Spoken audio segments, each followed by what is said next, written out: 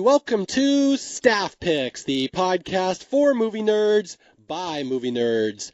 As always, I'm Mario Lanza, and I am your host on our journey through the movies out there that just need a little more love. And our movie today is a kind of a departure for me. It's not a comedy. It's not a horror movie. It's not something goofy from the 80s. This is a very raw, emotional drama called American History X from 1998. A very, very memorable, gripping, dramatic movie that I happen to think has a great message, and I have always been a really big fan of this movie for a couple of reasons, which we will get into here. But I'm just saying, for the most part, if you've listened to most of my episodes, a lot of them are comedies. This one will most definitely not be a comedy. We're going to try to do a very serious discussion of a very serious movie. And my co-host for this episode, he is a first-timer, someone I only really know through Facebook. We don't really know each other all that well. He is just someone that I had thrown this movie out a couple months ago. Hey, I want to do an episode on American History X. And he wrote and said, I love that movie. Let's talk about that one. And so we kind of met each other. But this is my first time meeting him, and I just want to welcome him to the show. He is a filmmaker. Welcome, Austin Herring. Thanks. Appreciate that. I concur. Everything that he said about me is true. I'm a filmmaker, and I do love the film American History X. I think it's a fantastic film. It was a very influential film for me, and I'm excited to talk about it. Now, okay, first off, I know you have a lot of projects. You make films, you do things on the web. First, I'd like you to tell us about that, kind of introduce yourself to the audience and also to me, and then I'd like to hear why this movie is so influential to you. Oh, okay, sure. So I mostly I do commercials, if I'm being honest and blunt, which are fun. I enjoy doing commercials, but I have a feature called Pink that just kind of got finished with the film festival circuit, and we're now trying to package it for distribution. And people, depending on how nerdy they are, people may know my web series Mana Screwed, which is about Magic the Gathering. Oh, wow. So you're a okay. My son is into Magic the Gathering. I do not know it whatsoever. So you are the expert here. Yes, if we get into the Magic the Gathering aspects of American History X, I think that you should defer to my expertise. Yeah, there were several deleted scenes where Derek Vineyard was playing Magic the Gathering. That's I don't know if that's true or not, but I'm guessing it's not. Okay, so why is this movie in particular influential to you? This movie is influential to me because it's a little hard to nail down. I feel like it hits you emotionally. It is a movie that makes you want to get up and do something in like so powerfully that I feel like very few movies execute that feeling so well. A lot of movies, I love, but they don't make me want to go get up and like change the world. Or they have a very powerful message and I like, maybe I agree with that message, but it doesn't stir that need to go out and do something. It proactively in my real life, the way that American History X does. And I think it does that really, really effectively. So for me, when I watched American History X, I as a filmmaker, before I was a filmmaker, I remember going, that's the kind of film that I want to make. Someday I want to make a movie that makes people feel the way that I felt finishing up watching this movie. Yeah, that's really interesting. I was just listening to where you were going with that, and I'm like, you know what? You're right. Like, this is one of those rare movies that feels to me like it could make a difference in the world. Mm-hmm. Like, most movies are kind of silly, just, mindless entertainment. You go and watch them. Like, this one you come out of thinking, there was a really valuable lesson. And I will do a quick little summary here because there might be people who have not actually seen this movie. This movie is about a skinhead, a white nationalist skinhead played by Edward Norton, who sees the errors of his ways and realizes that hate is not a good way to be living your life. He goes through a traumatic experience. We will talk about that. He comes out of jail tries to change his life and doesn't want to do that anymore, but now it's a problem because he's got a younger brother who follows in his footsteps, and Derek wants to end this legacy before his brother can repeat all the same mistakes. Yep. Okay, yeah, so we'll get into this. Again, this is a very heavy movie. And For sure. Yeah, and it's not without controversy. There's several controversies, and I think we'll go over those before we get into this movie. Is that this movie's kind of notorious because the director, Tony Kaye, is that his name? I think so. And the star, Edward Norton, did not like each other, and they fought over how the movie should be made, to the point that the director ended up taking his name off the movie and, in protest, suing the studio. Wow. So, like, there's this huge controversy over whose movie this really is. Is it the vision it started as? You know, how did it end up? I know there's some controversies. Like, I happen to love this movie. I think it's a near flawless movie. It's amazing. But if you go to some of the reviews, there's a lot of 10 stars and there's a lot of, like, 1 and 2 stars. People that think it's very incredibly flawed and it really doesn't do a good job. So it's like the opinions of this movie are very divided, I've found. Interesting. I will say, I just rewatched it in preparation for this, and I will say it feels a lot more dated than I remember. I mean, it feels very much like a 90s movie.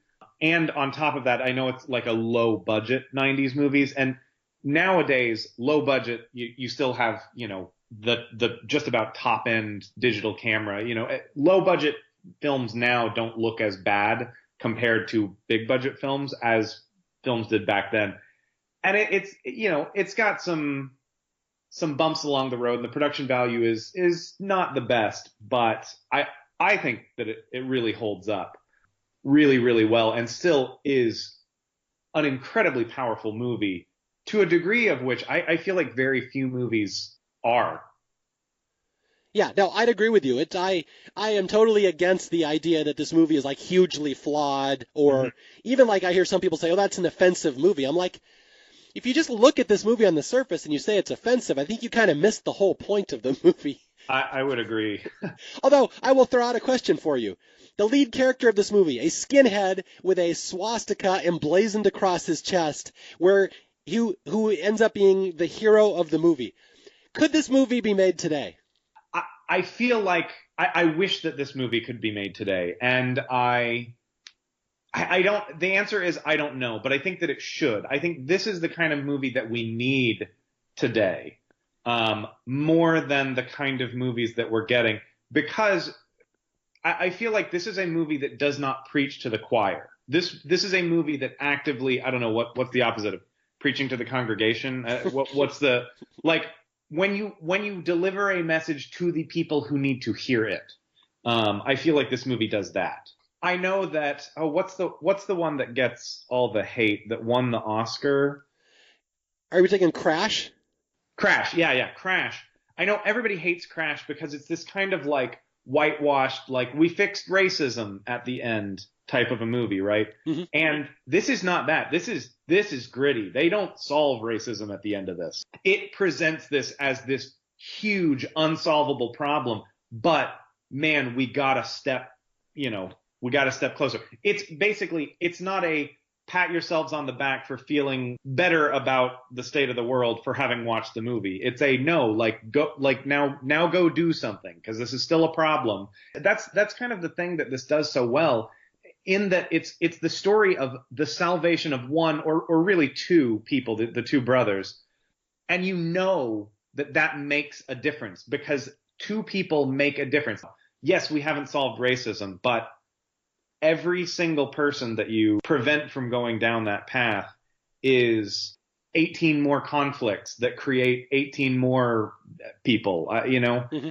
The movie is very clear about hate begetting hate, and that saving one person absolutely matters.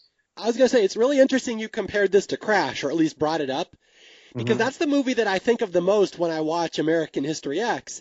Because, I don't know, are you in California? Where do you live? I am. I live in Los Angeles. Okay, so you in Los Angeles. Los Angeles is a very interesting city because it is a lot of groups, ethnicities, different factions of society all colliding with each other at all times. Yeah. And that's why I like Crash. Like, I think Crash is kind of ham-handed the way it covers it, but I like the idea of Crash, just that everybody's bouncing into each other in conflict at all times. And that's sort of the theory behind this movie too, that these white gangs, the black gangs in Venice are always colliding, and then Derek goes to prison, and now you got, the Mexican gang, so everyone's colliding at all times, and it really just comes down to how do you deal with that? Do you treat it as a conflict, or do you treat it as like a learning experience? So I'm a big fan of Crash, although that's a whole different conversation. Sure. Yeah. I liked Crash fine. I know a lot of people hate it. Other people, I'm sure, love it. I liked it fine, but I don't think that it is nearly the film that American History X is, personally. I would agree with that. I like the Crash exists. I don't think it's as good. Okay, a couple things I want to say. I just have to tell the story. One of my all-time favorite movie viewing experiences is American History X. Now, to sum up, we'll get into the plot more later, but it is very much the very, very angry confrontations between black groups and white groups, and there are many words used in this movie we will not be able to quote. We will dance around them. So I was watching it, and some people were at my house filming, and I was like, is it worse to go to just let people wonder what I'm watching, or to go out and point out like, oh, by the way, if you hear the N-word like excessively from my TV, I'm watching American History X, not like YouTube videos. But yeah, it's not a very quotable movie is the short version. Yeah. What's funny is at the end of each one of my Staff Picks episodes, I do a little stinger, a little quote from the movie that sums up the whole movie. I don't know if I can do that for this episode. Yeah.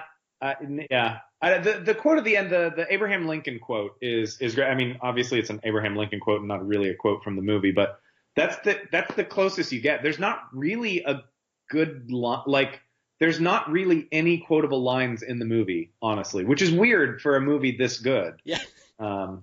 Okay, well, where I'm going with my story is, I'm from Seattle. I used to live in Seattle. I moved down to California in 1999. And the very first movie I ever saw in a theater in Southern California was American History X. Wow. And what I'm going to say is that Southern California is far more diverse, racially diverse than Seattle will ever be. And so this is my experience. I'm down in Carson and Torrance. If people who don't know that area, that's just like Quentin Tarantino land. This is where Jackie Brown is set. So I see a movie for the first time. My very first movie in Southern California is American History X. And it's all about the conflict between white and black people. And there's some very violent scenes towards black people, which are very unpleasant, and we'll talk about those. And so we watch this very, very powerful movie, and then the lights turn on at the end, and I stand up. And this is the first time I have ever been in a theater where it's like all black people, and then I'm the one white person. I'm just kind of looking around, going, I apologize for that entire movie. Everybody in this theater, it was the most awkward thing ever. Everyone just looking at each other on the way out of the theater. I'm like, this is probably not the first movie I wanted to be in my Southern California experience. Yeah. Yeah, that's awkward, but cool. I mean, cool way to see that movie too, I suppose. Yeah, there's a lot of lessons to be taken from this movie. Yeah. So anyway, before we go into the plot, Edward Norton, I just have to bring him up as an actor. He is my wife's favorite actor. I have joked on Staff Picks before. My wife is going to leave me for him. I know this. This, personally, is my favorite Edward Norton performance, and that's saying something when Primal Fear also exists. So I just want to get that on the table. I think Edward Norton in this movie is one of the best acting performances I've ever seen because he literally plays two different characters. It's two different versions of Derek Vineyard, and they are so incredibly different. And it's astounding when you see how scary Edward Norton looks when he's all, tatted up and he's bald. So I just got to give a shout out. One of the best acting performances I have ever seen in a movie. Yeah, no, he's really fantastic. I would argue that it's not a very actor-driven movie. It's much more like the story as a whole driven. It's not like the kind of movie where you go to watch it for the performances, but that doesn't stop his performance from really being excellent and a standout performance. And I would probably agree with you. I'm trying to think of like what performance, if there's any, that I like of his better. And I can't think of any. And yeah, and again, yeah, he's a fantastic actor. and this is probably his best role. Yeah, and this is only like his third or fourth movie, too. Yeah. Like he comes out of the gate with Primal Fear. And we haven't talked about Primal Fear on Staff Picks, but if you guys have never seen Primal Fear, go watch that. That is a masterclass in acting. And then American History X, he may even top that. So just astounding. All right, so Austin, are you ready to carefully delve into the storyline of this movie? Let's do it.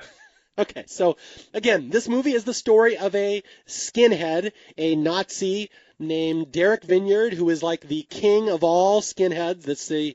We're in the city of Venice, California. There's black street gangs, there's white street gangs, and Derek is the leader of the white street gang. And he is, would you say, a legend among the skinhead community? Yeah, that sounds accurate. As skinhead legends go, this guy is the top one. And the movie opens with, I forgot to mention this, that there's two parts of this movie, the present and the past. The present is always told in color, and the black and white is always the past. So we'll have to make that notation here. Now, I have to ask you as a filmmaker, Austin. Yeah. Do you like that use of time, black and white is the past, color is the present, or do you find that kind of amateurish? No, I like it, especially here. I see it a lot on like TV shows and stuff now where they do stuff like that, and it is a little bit of a cheat.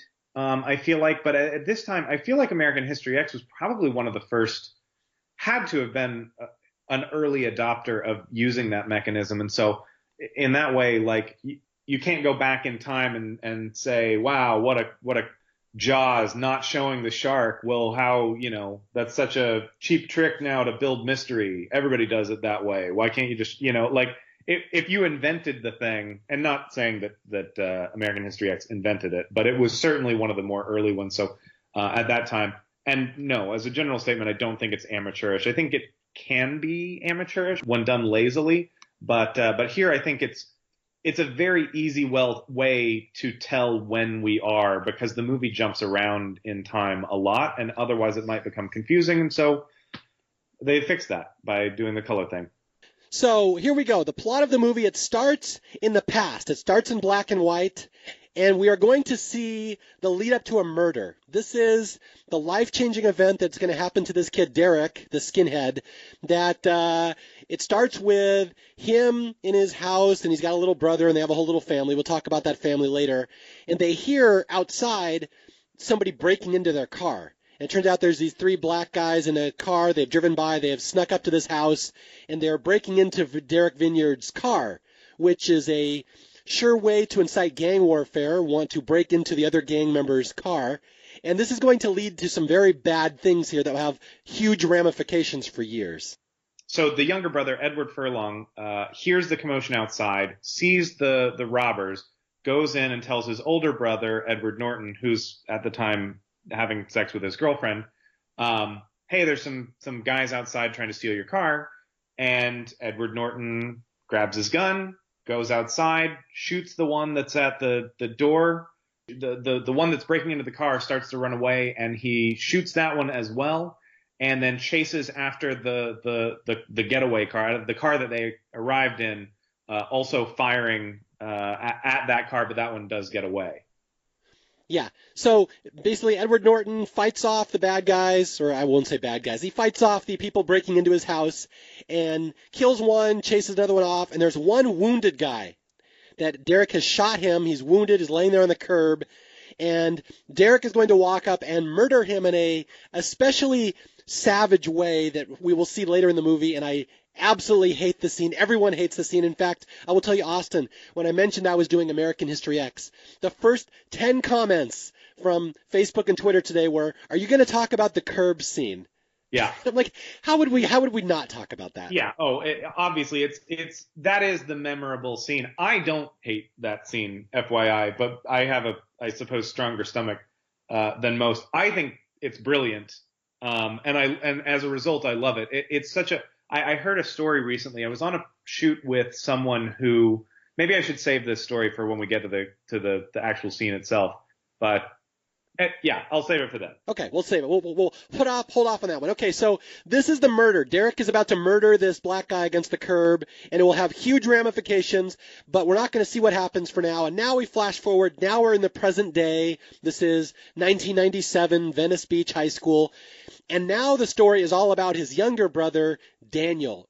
Wait, Daniel. Danny. I always get them mixed up, but the younger one is Danny, and it gets confusing because the actors are Edward Furlong and Edward Norton. The characters are Derek and Danny. But yeah, Danny, the younger brother, Danny has been asked to write a paper for his history class about his civil rights, a famous civil rights hero, and he has chosen Adolf Hitler, and he wrote a paper called My Mein Kampf. And the teacher and the principal are a little disturbed by this. Yeah, to say the least. But what's interesting here is doing the My Mein Kampf paper it's unclear. The way that it's presented, it seems like he must be a vice principal or something. Mm-hmm. He has a little bit more authority than your average teacher. But it's Elliot Gould, and I don't know the other actor's name. Avery Brooks is his name. Avery Brooks? Yeah.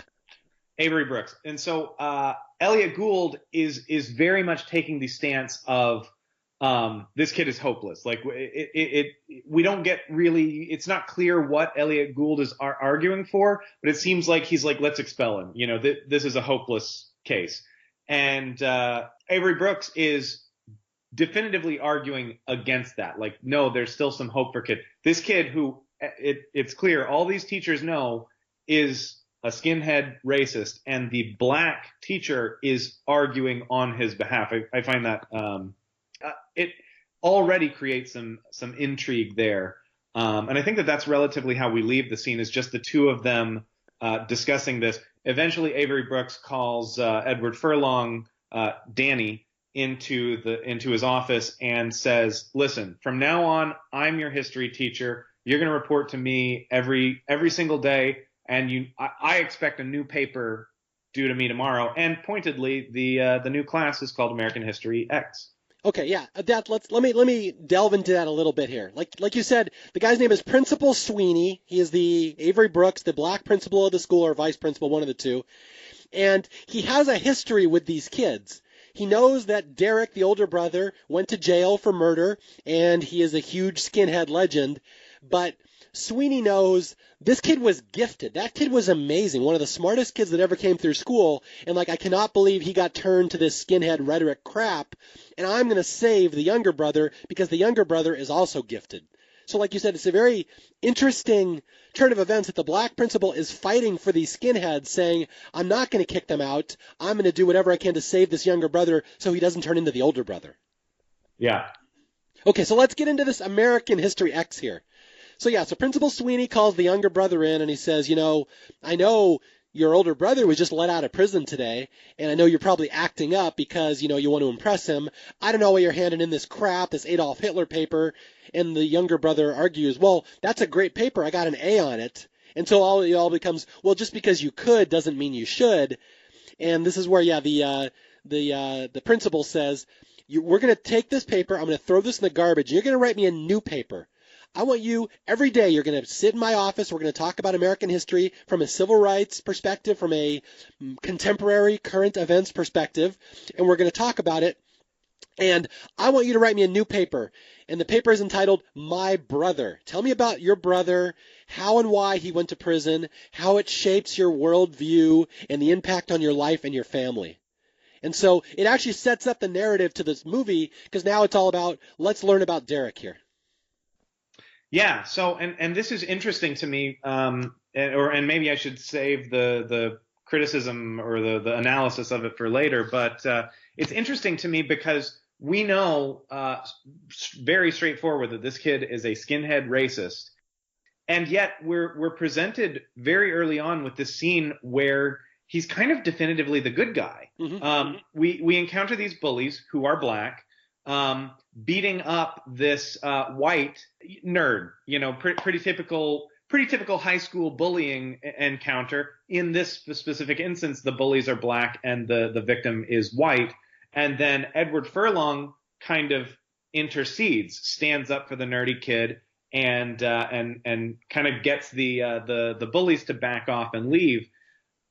We know that he's doing it for the wrong reason, but it's an effective tool of getting you to kind of root for this character despite him being, an otherwise unlikable character. Yeah, I've noticed that when I was watching it, I took that in my notes, that it's really interesting how every time someone goes down the path of racism or hatred in this movie, they kind of start from a place of, I wouldn't say nobility, but a sense of, they start from a place of common sense. Yeah. And they even say, this is how the gangs start in Venice. The kids feel like they're in danger. They band together. They need safety in numbers. Mm-hmm. But unfortunately, they band together by the color of their skin. And so what starts off as proactive protection now becomes straight up racism, like, oh, those blacks are subhumans. They're out to get us. And the blacks are probably saying very similar things as whites are all out to get us. And so like it starts off, Danny, the younger brother, is protecting a kid in the bathroom. But he's only protecting him for racism, not because of anything better. But it's really interesting, like you said, he's presented as almost the good guy here. Right. Now, the black kid that Danny stands up to in the bathroom is like a bully in the school, and they don't get along. And you get the sense the black kids and the white kids don't get along real well. And they have a little stare down in the bathroom. And Danny, who's just a young punk, blows smoke in the black kid's face. And the black kid says, you're going to die, white boy, you little punk. And unfortunately, we're going to spoil this a little bit, lead to some very tragic consequences later in the movie, but it's a quick little showdown here between two kids that clearly don't like each other. Right. That's the end of Danny's story for the day. Now we're going to cut to Derek, and we cut to a scene. This is a really important scene that I always forget is in the movie, where Principal Sweeney goes to the prison, Chino prison, where Derek is getting out, and he informs them, you have a celebrity getting out of prison today. I need to fill you in on his backstory. And this is where we start learning about Edward Norton's backstory. And so they watch this video, and it's clear that the father died. And we get a little bit of this rage coming from this son who's mourning over his father's death. And in it, you hear, you very clearly see the beginnings of the character that he becomes. It's a videotape, just to clarify for people that were listening. They're watching a videotape of young Derek Vineyard before he was a skinhead, and we see the roots of how he became a skinhead. Yeah, and it's very tight, and we will see, I feel like, much more clarity on that in the end of the movie. But we see the beginnings of that character in this rhetoric that isn't, I don't know, like, it's not inherently evil rhetoric, but it's very clearly, he's very clearly going off in a direction, and the death of his father has been a significant push much further down that direction. Is made very clear in this scene with the principal. Yeah, okay, so for people who have not watched this movie recently, Derek Vineyard is just a normal, gifted kid in high school. His father's a firefighter, and what happened is his father was out fighting fires at a drug den. He got called to a call, and while he was fighting the fire, he was shot and killed by a black drug dealer. And this has set something off in young Derek. We see this videotape where you kind of see the roots of where it's going to go. And it says, you see a videotape, an interview with him on the news after his father was shot. And Derek says, I don't even know why my dad had to be there. It's just junkies. It's just black people. And, they have no respect for life. They don't care. They just shot a man who was, working hard to support his family. And then Derek starts in with a rhetoric, the Mexicans, the blacks, the Asians, they're all social parasites. They just come here and they just want to take all our rights. So you can see where all this came from. And he starts off from a feeling of just helpless anger, but you're going to see later this translated into something much more evil's not quite the right word, much more aggressive would be the word, where he makes it basically a crusade against anybody in his neighborhood or town who is not white. He thinks they're against him. And we see the whole backstory of Derek Vineyard. He was recruited by this man named Cameron Alexander, who's a local middle-aged white supremacist. Derek became his number 2 man. And Derek just basically, through this incident where his father died, became the number 1 skinhead in Venice Beach. So then that's when the Edward Furlong, Danny's internal monologue begins, which is the beginnings of the recurring throughout the film. We'll hear the internal monologue that is the paper that he's formulating about his brother. And while he's beginning this, he's kind of walking through the streets of Venice, I think walking home from school, and he comes to this basketball court, this outside basketball court, and sees the bully kid and kind of stares him down in a way that is clearly like aggressive towards the bully. The bully, sees the glances and there's a bit of a stare down. And then we begin this flashback of another scene that took place in the same basketball courts. Do you live anywhere near the Venice basketball courts? No, I'm up in Van Nuys, so but I've definitely been there. Yeah, I would explain this to people who are not from Los Angeles. The Venice basketball courts, a very notorious movie location. You see them in a lot of movies. White Men Can't Jump being probably the most famous. There's always guys out there playing basketball, white guys, black guys, anybody. It's very chaotic street basketball. My family, my wife and I and kids and I love going out to Venice. I just love that place. There's always a lot of energy in Venice, but it is a very chaotic place, and the basketball courts are real. And we see them here that there's a incident where young Derek Vineyard, Edward Norton, is trying to get the white kids in town to band together against these kids being bullied, and he sees all these minorities moving in and taking over his turf.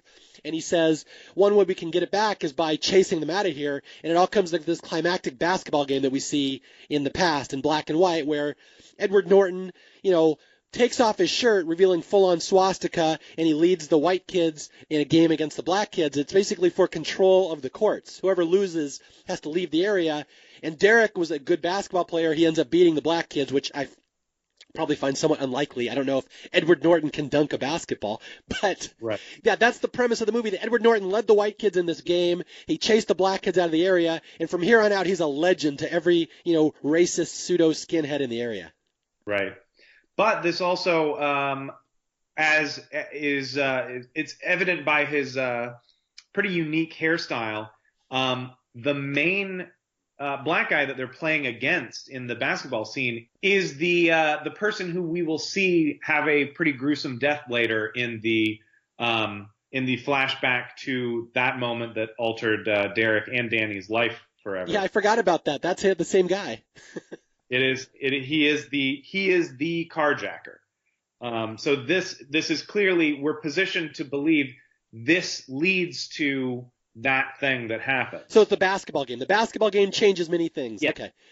Although I do have to point out it's a little LA geography. Now, people who are not from the area will not get anything out of this, but being from the area, I love this. That in the movie, they live in Venice, but Edward Norton's in jail in Chino. Now, Venice and Chino are nowhere near each other. I live down by Chino. I live in Upland. So I know that's a long drive, Venice to Chino. But in the movie, Edward Norton gets out of prison in Chino at 7 in the morning, and then Danny is at school at 8 in Venice, which I know would never possibly happen. They're nowhere near each other. But in the movie magic, Venice and Chino are right next to each other. Yeah, I'm gonna say if they were in Marina del Rey and he had to be at school in an hour, I don't think that's possible in LA traffic. Now, should I go into the Californians from SNL and say that you take the 5 to the 405 to the 91 and get out of there? But for those of you who don't live in Los Angeles, the greater Los Angeles area, traffic in LA is pretty bad, and you can't get anywhere. Yes, especially not walking from Venice to Chino and back in an hour. Yeah. That might take, an hour and 10, hour and 15 is probably more. A little longer. Okay, so here we are in the present, and this is a very important part of the movie, that Derek Vineyard, the legend of skinheads, Edward Norton, is out of prison. He's been in prison for 3 years because of the murder. He has come home, and Danny rushes home to meet him, and this is like the big event in his life. His brother's out of prison. But we find out that Derek has changed significantly. He's no longer a skinhead, doesn't have the shaved head anymore, doesn't have the swastika prominently displayed at all times on his chest. He's out of prison, and he's a different person now, and right from the start, the two brothers are going to have conflict. The younger brother pointedly says something about, oh man, your hair, like we got to get rid of that. And you get, again, great acting from Edward Norton, just this twinge of like, ah, yeah, I'm just going to brush that off and not talk about it. And he comments on his younger brother's buzzed or shaved head in a way that you get the impression that he's displeased about, but doesn't want to come across like he's displeased about. There's definitely tension, and then he gets called away on a phone call, leaving the younger brother with the rest of the family, and then old Ethan Suplee comes over. Yeah, okay, there's one other skinhead. I mean, there's a lot of skinheads in this movie. Pound for pound, it's your most bang for the buck in skinheads per movie. But there's one especially prominent one, Ethan Suplee, playing this big guy named Seth. And Seth is an especially aggressive, angry skinhead, and he is over to the house. He has come to welcome Derek back home, and you get the sense he's over there all the time. He's grooming Danny to be the next big skinhead in the area, and the family hates him. They hate this guy. He's just an asshole. And Derek doesn't seem to like him much either. But this whole segment here is Derek coming home to this world he does not want to be a part of anymore. But Seth is still there, and Seth is like running the house, just spewing off racist propaganda, how blacks are subhumans, getting Danny to talk about it as well. And the family just hates it. You can tell they all hate this crap.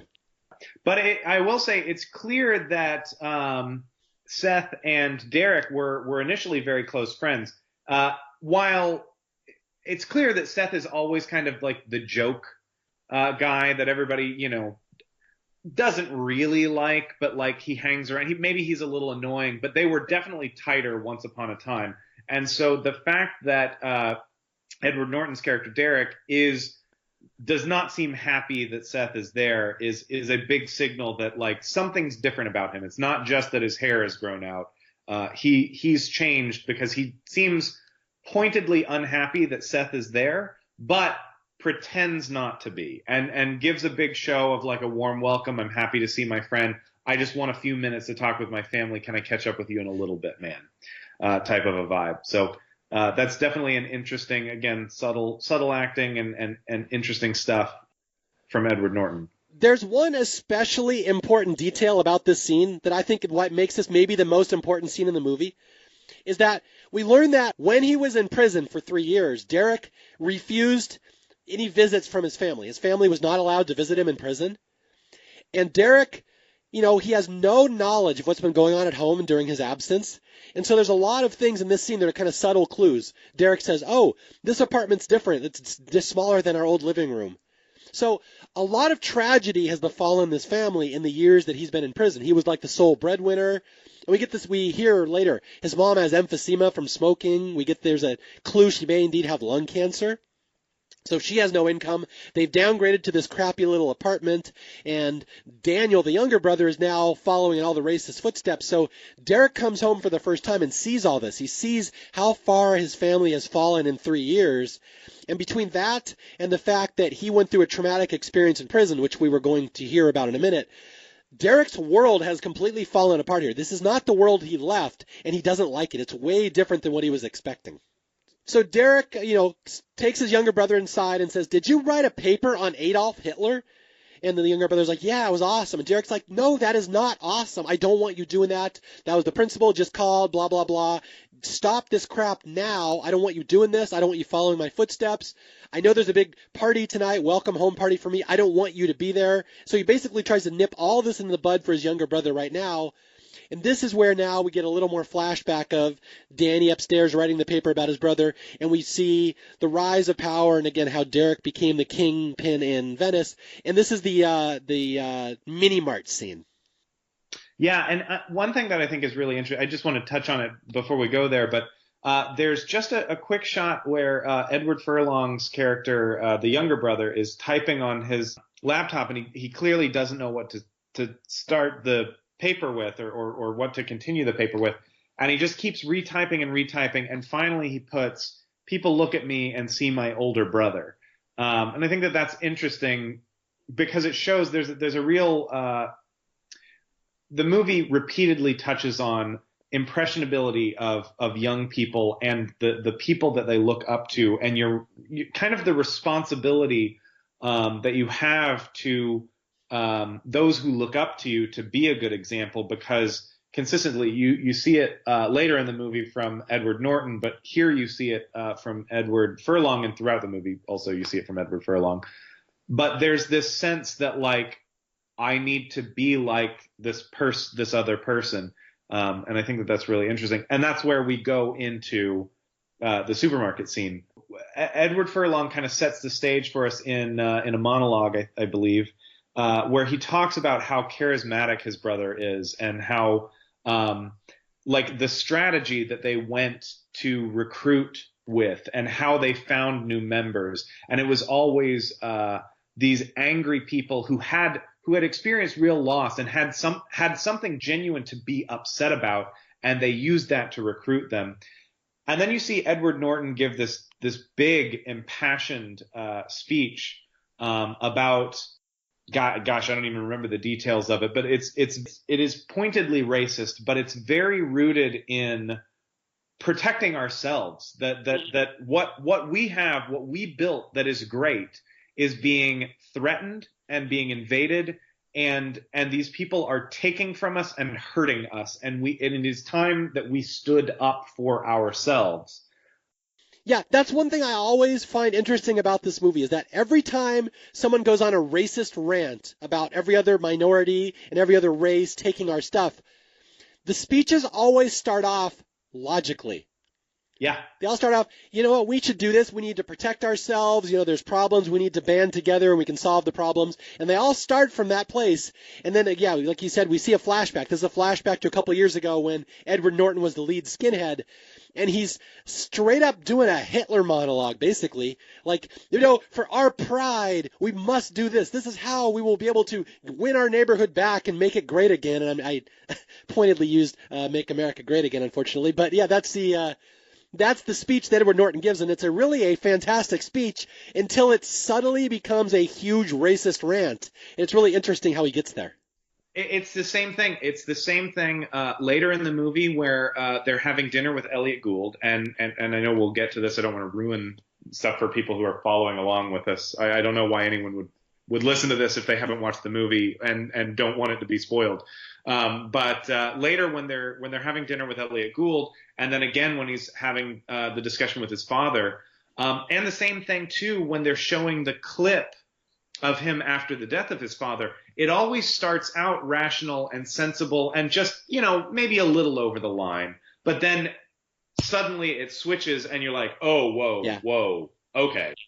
And that's something that I think is one of the things that makes this movie really fantastic, is that they don't treat the racists like they're stupid. I feel like that's what we see mostly in media is, and I understand the desire to do that in media, to make it clear that like racists are stupid and or evil. And I think that does a disservice. I don't know, maybe we'll get into this when we start talking about the analysis, but my impression of one of the reasons that we're seeing such a maybe such a rise in numbers of white supremacists these days is the fact that we've depicted them in movies and TV shows as being either stupid or evil, and that those are your choices. Either they're transparently viciously evil, or they're just flaming morons. And when they're presented with that over and over and over, this is what racists look like, then you encounter these like Richard Spencer types who are a little more eloquent, who are a little more sophisticated, who don't come off stupid or evil. And you're like, well, this is nothing like the cartoon that I've been seeing. People start to think, well, maybe I've been lied to all this time. Maybe these guys aren't so bad. I think that this movie does a better job because it portrays these people more accurately as being dangerous because they're charming and charismatic, and they're not because they're stupid. And a lot of them, and I really appreciate that Edward Norton is portrayed as very intelligent. And that, you know, yeah, I'm sure that there's plenty and probably the majority of racists are probably dumb, but they're not all dumb. And you need to be aware of that. The really dangerous ones are not dumb. Yeah, and that's Edward Norton. Again, there's a really interesting speech here where he rallies all the skinheads, and it's a really good speech, and like you can see how people would be taken in by the speech. And I think it's interesting that you said that like in the 90s they would present these characters not 100% negatively because they're more like real people. This is how this kind of stuff happens, and it reminds me of another movie that came out right around this time, Arlington Road. Have you seen Arlington Road? Ah, man, it's been such a long time. I remember loving it, but I don't remember enough about it to speak about it But eloquently. it's the same thing. The racist terrorists, ones people want to blow up the government and kill everyone, are not idiots. You don't see them coming. And so Yeah.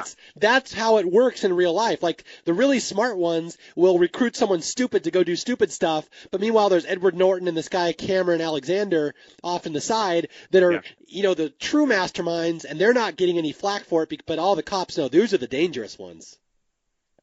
Right, and the movie's very clear when we're first introduced to that Cameron Alexander character. They first mention him in that scene with the principal in the conference room, where we get Edward Norton's backstory, and they pointedly say, "Well, what do we have on him? Nothing. He's clean. He's filling kids' heads with racist propaganda. That's all he's not committing any crimes. He's not doing any of the stuff that we can arrest him Yeah. for." And we see that here. We see that this is a very pivotal scene in the movie. It's a black and white flashback where Derek really took control of the Venice skinheads, in that Cameron says, let's go wreck a mini mart. Let's go make a statement. But Cameron won't do it. He says, Derek, go talk to these kids. So Cameron drives away, so he's not culpable, and Derek rallies all the kids. He's like, our neighborhood we used to have living wages. Our parents could work here, or our friends could work here, and now all these Koreans run the mini marts, and they hire these, undocumented aliens, these Mexicans, and don't pay them any money. That's the only way they make a profit, and they chase all of our parents and friends out of the area. And he says, we need to go into this mini mart and make a stand, and like it's presented as we're doing something for the betterment of our neighborhood. In fact, I believe Derek even says, don't just be a punk, be a part of something. Yeah. So like it's presented this big rah-rah moment, we're going to make a stand, and it's this horrible scene, all these white kids rushing into the mini mart, beating up the Koreans and the Mexicans, dumping beans on the Mexicans, pouring milk on the Koreans to make them look white. Like it's a horribly racist scene, but this is the kind of stuff Derek became famous for because he would lead the kids and stuff like this. It really is. It's a pretty brutal scene of them beating these supermarket employees pretty badly, and yeah, you said pouring beans all over this one Hispanic cashier that clearly is fearing for her life. The way the scene's presented, the whole time you're watching it, you're kind of like, are they going to rape this woman? Are they going to kill this woman? It's very intense to watch. It doesn't feel like, oh, they poured some beans on her and it was kind of mean of them. It comes across as a very brutal scene, and there's multiple others that they are equally uncomfortable with. Derek has street cred. Let's just say that. He's not a legend. He lives up to his reputation. So next we see another interaction that again seems a lot more subtle at first, and it's Elliot Gould, who we know from a previous scene used to date the mother, and this is clearly from that time period. Yeah, this is like 3-4 years ago, before Derek went to prison. He was just becoming a Nazi. Yes.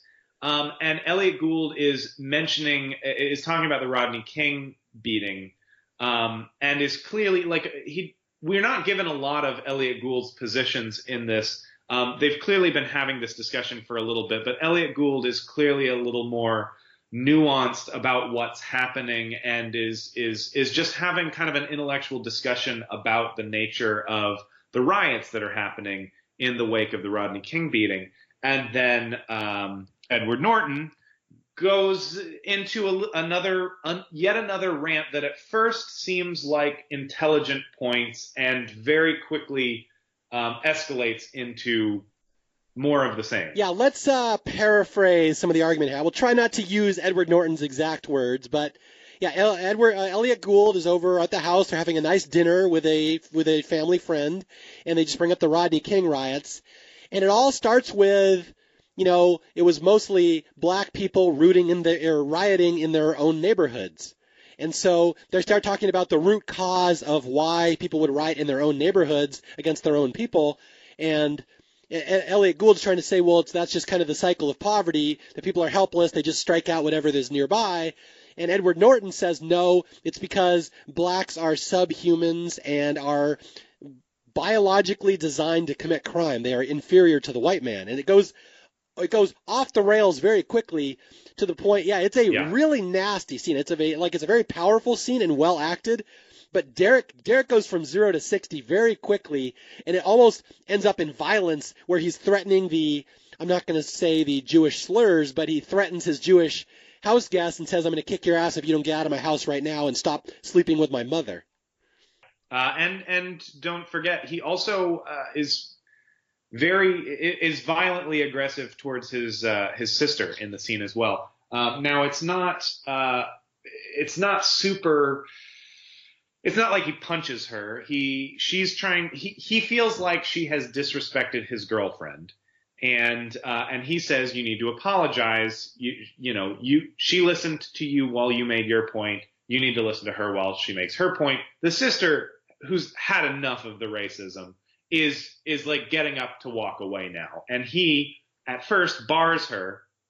Then she tries to pass, and he ends up grabbing her by the hair and like yanking her around. It ends up being very violent, and I think the mom and even the little brother try to intercede, and I think he ends up throwing his sister across the room by the back of her hair. It's really intense. Elliot Gould is stunned, standing there, and then in the wake of all this and all the tears is when Edward Norton, now having taken off the mask of civility, is like, I see what you're doing, get the fuck out of here, stop sleeping with my mom, I don't want to see you here again, type of and thing. That's really underscoring what we're saying here, is that if you guys, again, if you've not seen this movie, you have never seen Edward Norton play a character like this. He's usually like the Weasley guy or the con artist. He's straight up scary in this movie. Like, he gained 30 pounds of muscle. He is menacing. He is frightening looking. And this scene right here, I could totally buy he would kill somebody. Oh, yeah. Although, there's an interesting line here I have to point out where at one point the sister, Edward Norton's sister, says, I don't want to hear this KKK crap from you at the table. And Derek says, and I find this very interesting, like, oh, don't lump me in with those KKK, those low-rent rednecks. And again, this backs up our point. Yeah. Like, everyone thinks the KKK are the dangerous ones, these scary guys that are out there, rioting and marching and stuff. But they're not the dangerous ones. They're just the ones you see. The real dangerous ones are the ones behind them you don't see. And it's interesting, they laugh at those accusations, and you see there's clearly this, I don't know, this inside joke, this inside language that the kind of the two and a half, I guess, because Edward Furlong is one toe kind of dipped in that sort of stuff at this point. That the two racists at the table find this being compared with the KKK funny, because they see the KKK as being, a bunch of dumb hicks, and they're doing something that's important. It's interesting. But the next thing that happens is the mom chases after Elliot Gould, and they talk outside. It's pretty clear that he's breaking up with her, and we see that it feels like this is the moment that he gives up on Derek, the older brother. Which we see in that earlier scene that he has already given up on the older brother, and this is largely why. At the beginning of the conversation, it's pretty clear that he hasn't given up on Derek, but after that confrontation, it's easy to see why you would. Yeah, he's not dating a woman who has a scary future criminal son. Yeah, they can all see where this is going. Yeah, who blames him? That's not something like, if it's your own kid, you got to fix them. But man, if you're just kind of on a third date with the mom, man, that doesn't seem worth it to me. There's a conversation here that I think is especially interesting where the mom, this is Beverly D'Angelo, who people might know from the Vacation movies. She plays Edward Norton's mom. A role you're not used to her in.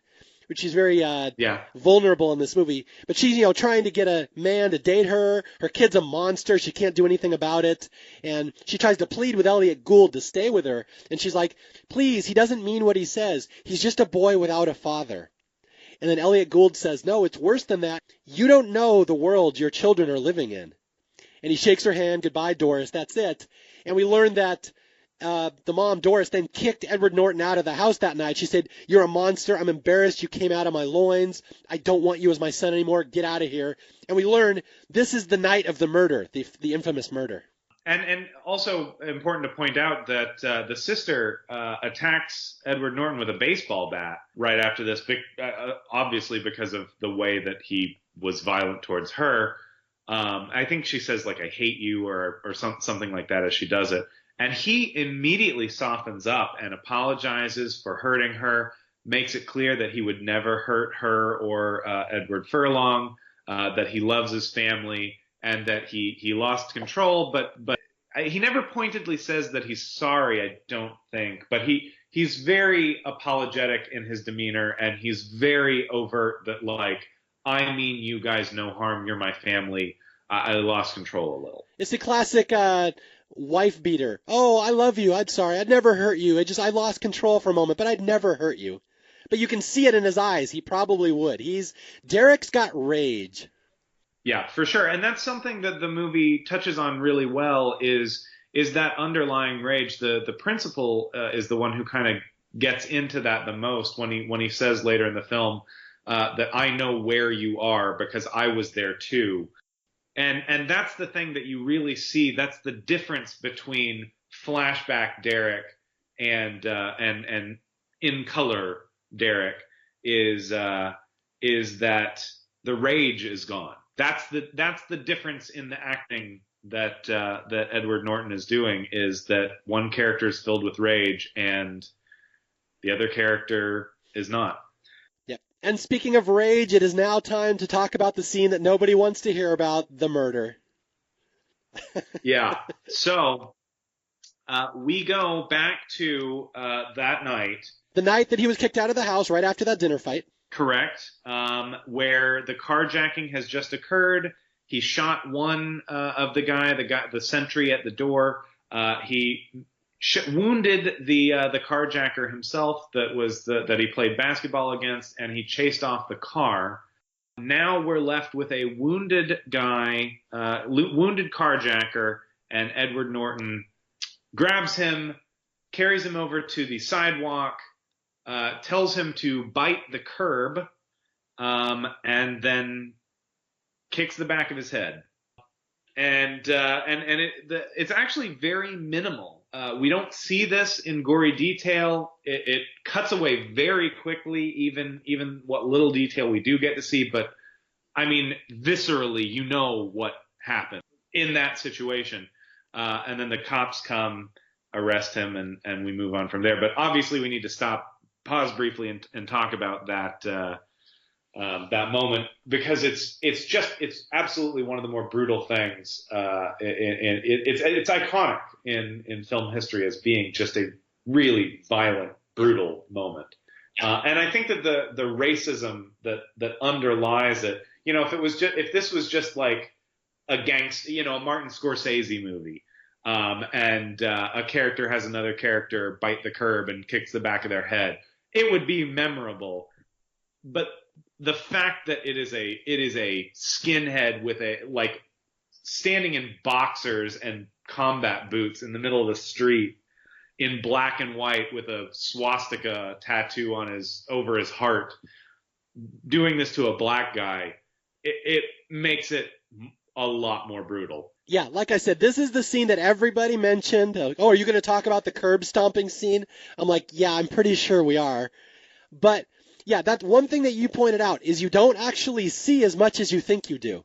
Is that he leans back to kick the guy in the back of the head, and it cuts right at the moment of impact. So you don't actually see it, but you do see the guy put his teeth on the curb, and he's terrified. He's helpless.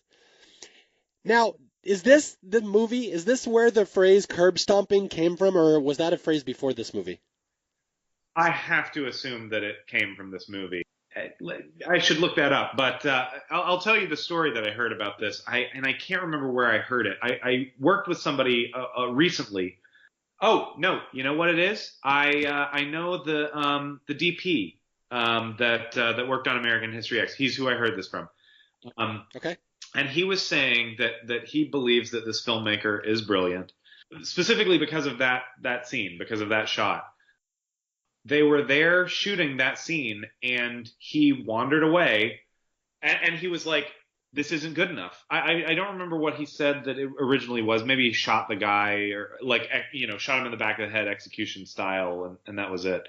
And midway through, like maybe they shot it that way, and the director was like, "This isn't it. Like this isn't good enough. Like this needs to be something brutal." And he like wandered away, like down the street, and just kind of paced for quite a while by himself, and production just stopped waiting on him, and he finally came back and he was like, "Okay, this is what we're gonna do." And he had come up with the curb stomp, which was not in the script, and was thought of on the spot because they realized that it wasn't brutal enough and that this had to be a gut punch of a scene. It's really interesting because that's the whole crux of the movie. These guys are trying to break into his car, and Edward Norton comes out and fights them off, and then takes this one guy who's helpless, drags him face first over the curb, and then curb stomps him, and he ends up going to jail because the cops said it was excessive. Yeah. And I don't know if people know, legally that is what the law is. You are only allowed to use a certain amount of force on someone who breaks into your home. And I know this, Austin, you might find this interesting, is that there's on the True Crime Channel, there's a show called Hear No Evil, where they have audio tapes of crimes in progress. They use that in a trial against somebody. And this reminds me of a really interesting case that this guy knew that teenagers were breaking into his summer home, so he set up a bunch of cameras and recorded them. And the cameras caught him. He caught the kids breaking into his house, and the kids tried to flee, and he shot one of them. And they said, help me, please, I'm helpless, I give up. And he said, no, that's not good enough. And he dragged them back into the house, tortured them, and then shot them again.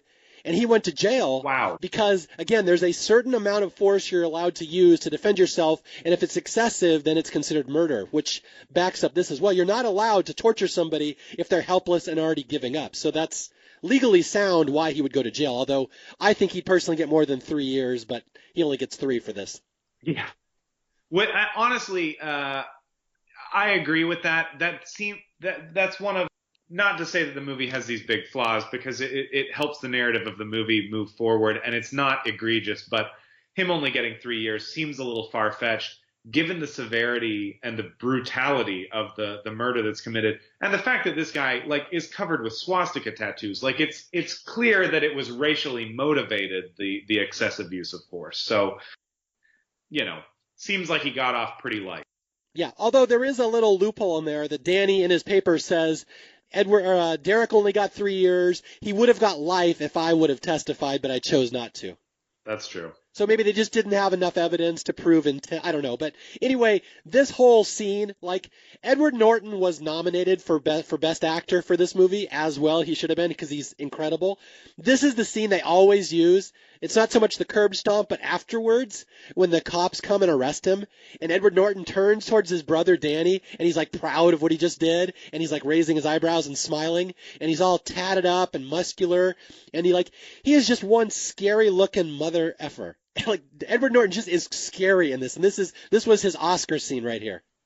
Oh yeah, oh for sure. So then we flash back to the present, and Edward Furlong has some friends come to pick him up. Edward Norton goes off with Ethan Suplee, and they arrive at the rally, which is kind of an impromptu welcome back for Edward Norton's character, the older brother. Let's clarify this for people. We're in the present now. Derek has had this horrible past. He murdered a guy, went to prison. He's out of jail now. He's no longer a skinhead. Tonight we're in the present, and it's the welcome back party at Cameron Alexander's house. And Derek does not want to be there, but he feels that he probably has to. Yeah. There's some implication that he needs to go there to do something. And he keeps telling his brother to stay away, but he himself is going to go. So he gets there. He definitely gives the vibe that he doesn't want to be there.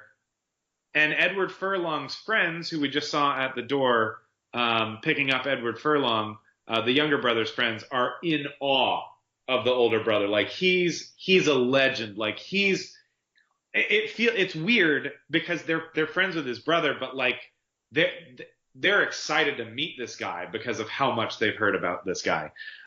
So then we see his ex-girlfriend, who we've met in a few scenes. She sees him and she starts kissing him. And we cut to Edward Furlong, who's sitting with this ringleader, the kingpin of the racists. Yeah, Cameron. Okay, yeah, I'm gonna go through this scene. This is a fairly long scene in the movie, but I want to skip through it because there's a lot after this I think is more important. But basically the gist of this is that Derek shows up at Cameron Alexander's party, and he is there to tell the ringleader, stay away from my brother. Do not recruit my brother the way you recruited me.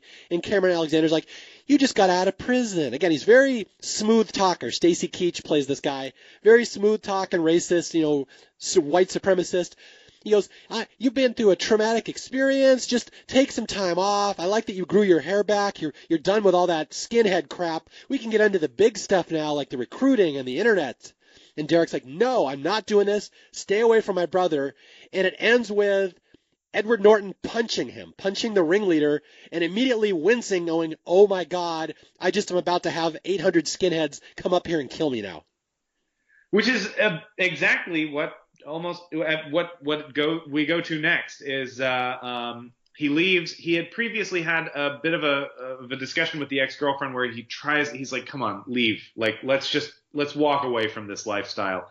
He clearly still has feelings for her, and she is repulsed by it. She's not having it, and thinks maybe he's kidding at first, and then as he's leaving, he's trying to find his younger brother so that they can get out safely, and they realize what he's done to Cameron, and Ethan Suplee comes at him with a gun.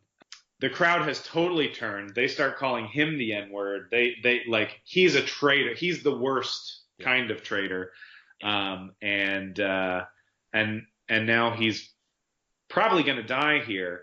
But again, Edward Norton's character is very smart, very physically capable, and he is easily able to overpower Ethan Supplee's character, get the gun away from him, and use that gun to keep the crowd away from him long enough for him to get away. Yeah, and we're going to go through a very pivotal stretch of the movie, the last 40 minutes, where Edward Norton is now out of the gang life altogether. Look, I went through prison. I learned my lesson. I am not part of this white supremacist crap anymore.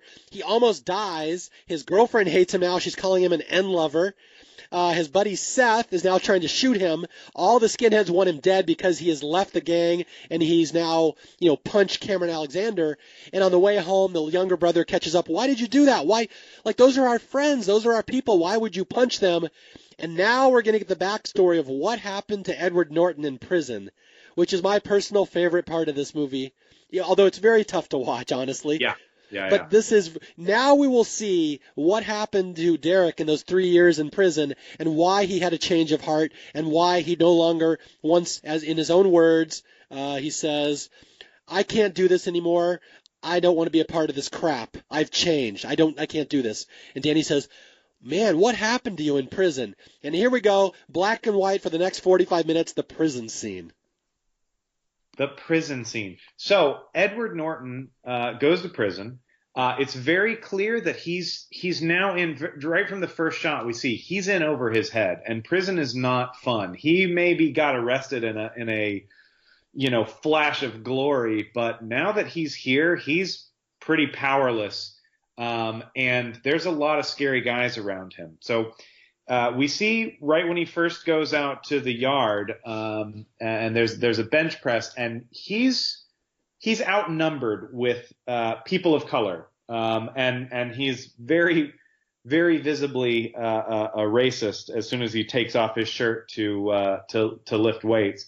But he does this purposely. He's like, you know what? I figure I'm in. I better fly my flag, my racist flag, and hope that I get picked up by the other white supremacists, the white supremacist gang within the prison, which is exactly what happens. One thing, let me jump in real quick. Earlier in the movie, when Principal Sweeney confronts Danny about the Mein Kampf paper, Danny says, "What are you going to do, throw me out of school?" And the principal says, "No, because the real world would eat you alive. You have no chance." And that's literally what we see here in prison. Derek thinks he's a big, tough skinhead, but he has no chance. He's just a kid against these hardened street criminals. He's toast in prison. Right, right. As tough as he was in, like, I don't know, cute little nice Venice Beach. Not that it's that nice, but it's nothing compared to this prison with these hardened criminals. And he's clearly in over his head. But he gets in with the white supremacist gang. Guys who are all much bigger than him, of course. Let me point that out. Yeah, he's now the little guy. These guys look tough and serious. So the next thing that happens is the job assignment. Edward Norton gets put on laundry duty, and he's with a guy that is pretty instantly lovable, I think. Yeah, let me talk about him for a second. So Edward Norton's work detail mate is a guy named Lamont, played by a stand-up comedian named Guy Torry, who I don't know. I actually looked up because of this movie. He was one of the original kings of comedy, fairly well-known black comedian. Very, very likable, very funny. And some of the best scenes in the movie are him trying to win Edward Norton over and failing because Edward will not talk to a black person for the longest time. He has this stern, like, I don't need to talk to you, I'm just going to do my job and get over it. And it's neat because it's clear from go. At first you think maybe he just doesn't know that Edward Norton is this racist guy. And so he's just, talking to him like a normal guy. And then he says something that makes you realize, oh no, he does know. And he's talking to him anyway. He's joking around with him anyway. Well, makes him a better person than probably me in the same situation. Well, okay, here's the quote. Here's the quote that I like from the scene. It's very important. Like you said, Lamont just jokes around. You think he's not serious. But Lamont knows the way of prison. He knows how prison works, this little black guy. And he says, he's joking around, and Edward Norton will not talk to him. And then Lamont says, "Listen, buddy, like, in the joint, you're the N-word, not me. So you better be careful in here with that attitude." And he's very much right. He, Edward Norton is outnumbered and outgunned.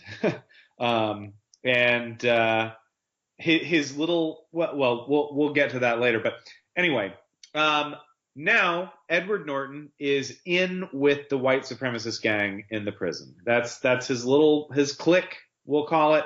But he sees something that he doesn't like. He sees one of the main white supremacists is off making a deal with an Hispanic inmate.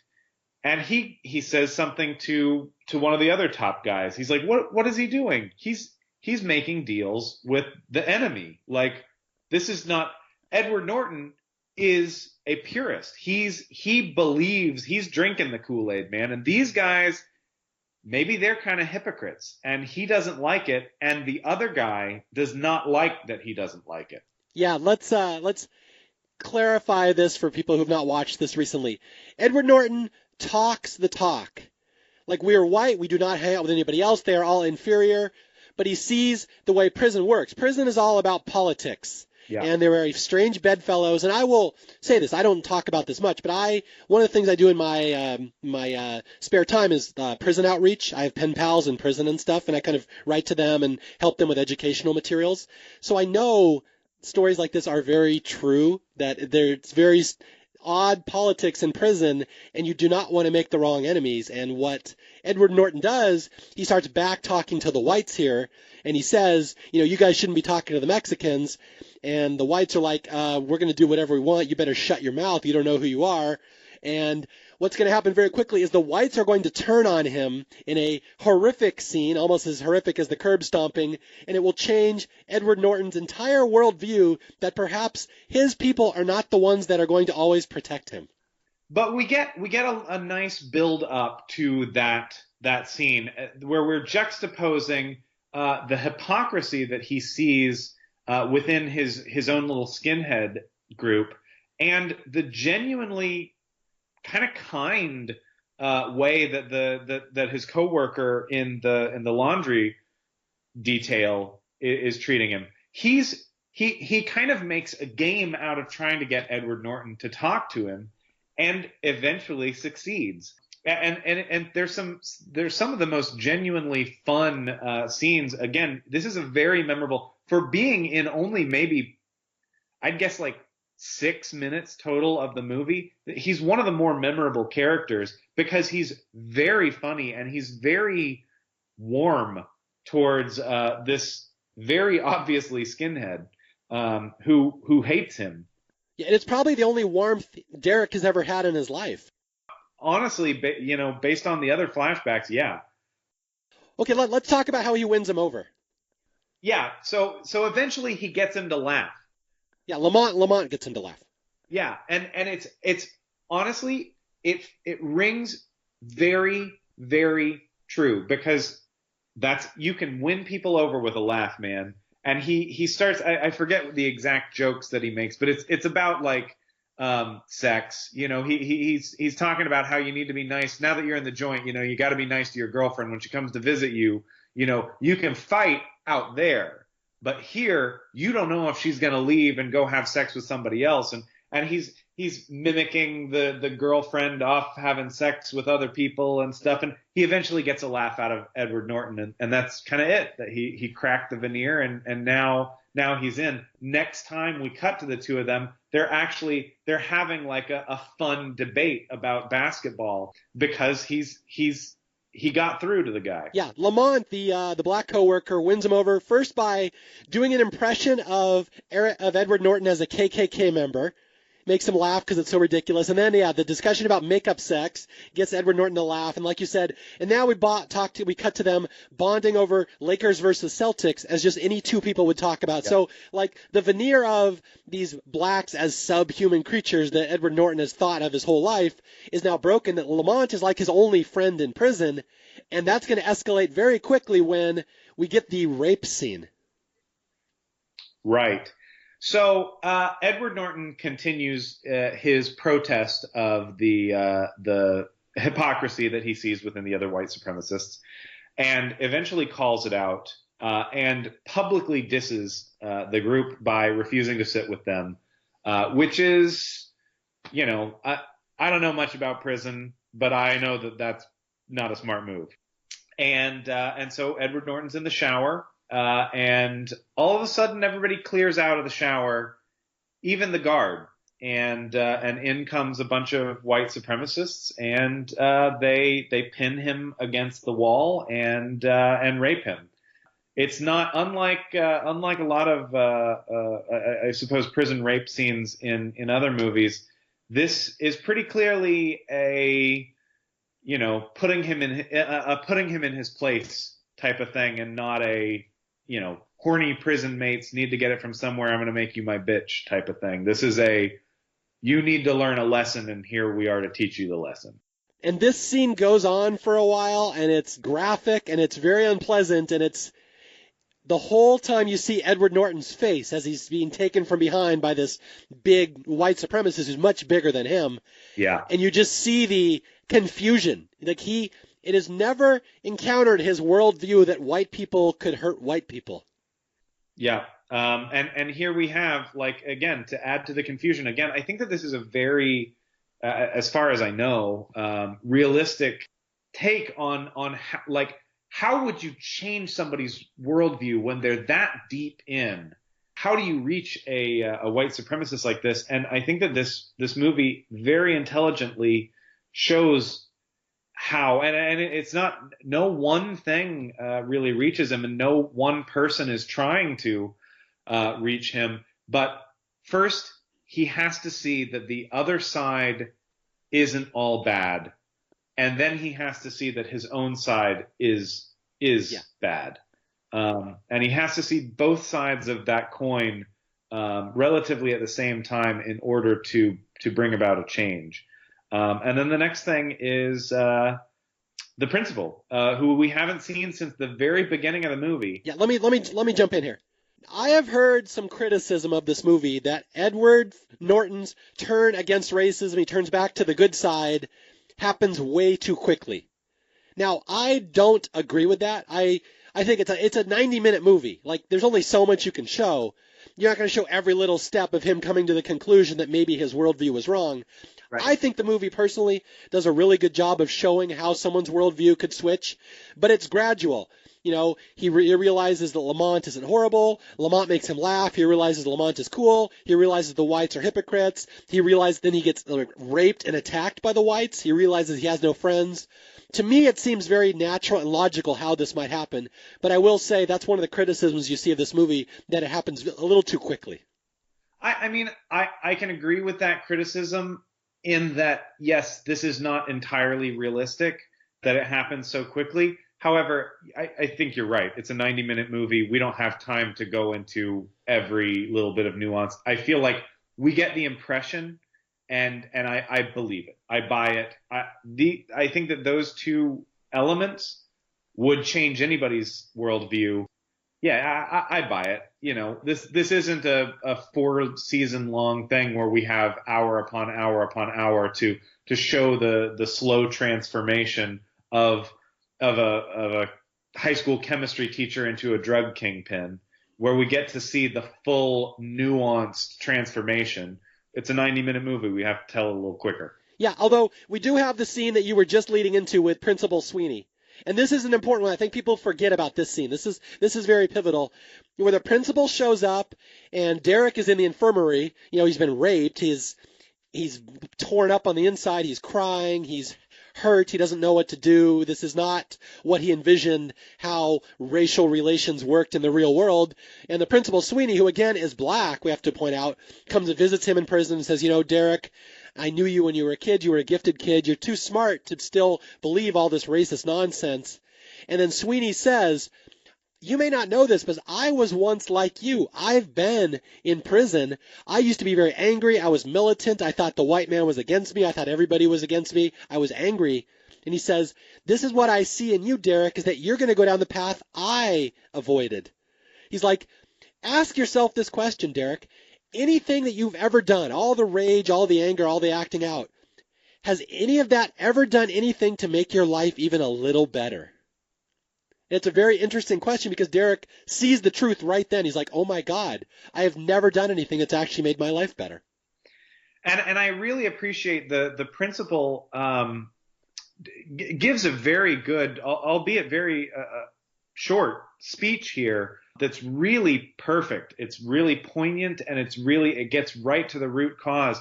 He points out that he himself was in that same boat, and he makes it very clear that anyone can get dragged into this hateful worldview of blaming everyone else for your problems, and when you do that, how poisoning it is for your own life, and that this is just another a symptom of that, and that even if your problems are the result of someone else, blaming other people for them and wallowing in the hatred of those people who you view as being responsible for your problems doesn't actually solve those problems. Doing something about them, changing your circumstances, whether they're self-inflicted or imposed on you, is the only way to get out of the chains of hatred, I guess.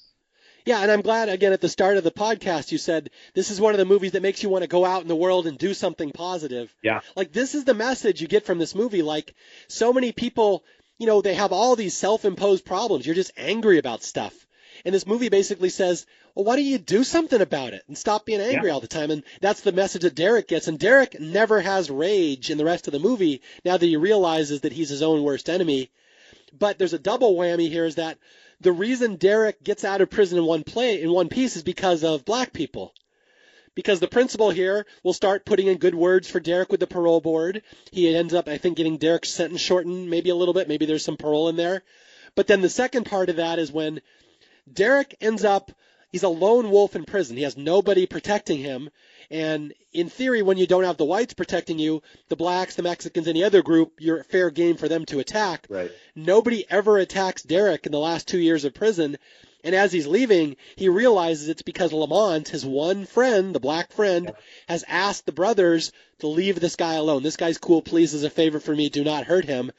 And Derek realizes the only person who has ever looked out for him or helped him in his life are these black people. And it really opens his eyes to what life is.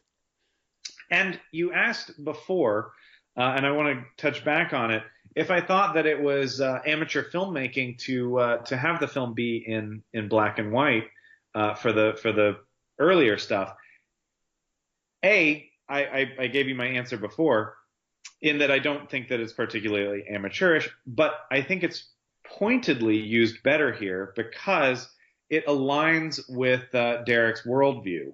He very much sees things as black and white at the time period that the movie is in black and white, and when we shift to color, it aligns with Derek's worldview change, where now he sees things in I suppose in shades of gray, but we'll call it color now. Yeah. But it's just really neat seeing that this one guy who didn't have to help Derek just did, and it made his life so much better. Yeah. Just the smallest things can help somebody in prison. This guy did something selflessly, and as Derek is leaving the prison, Lamont is still in prison. Lamont is on this trumped-up charge. The cops racistly gave him 6 years for this stupid crime where he dropped a TV.